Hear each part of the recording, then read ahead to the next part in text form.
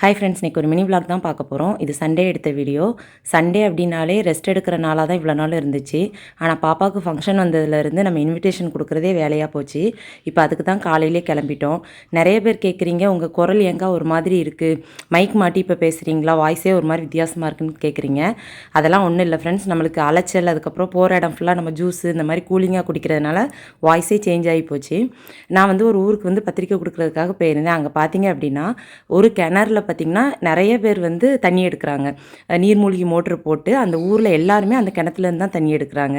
பார்க்குறதுக்கு வித்தியாசமாக இருந்துச்சு. அதுக்கப்புறம் மதியம் வரைக்கும் பத்திரிக்கை கொடுத்துட்டு அதுக்கப்புறம் லஞ்சு சாப்பிட்றதுக்காக வந்துட்டோம். அம்மா அன்னைக்கு வந்து ஆட்டுக்கால் குழம்பு வச்சு சிக்கன் வந்து பொரிச்சு வச்சுருந்தாங்க.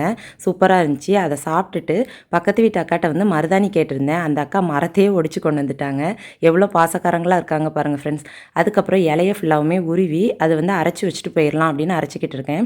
ஏன்னா அதுக்கப்புறமே இன்விடேஷன் கொடுக்குறதுக்காக கிளம்பணும். மருதாணி இலை வந்து நம்ம உடனே அரைச்சி வச்சோம் அப்படின்னா டார்க்காக அந்த அளவுக்கு பிடிக்காது.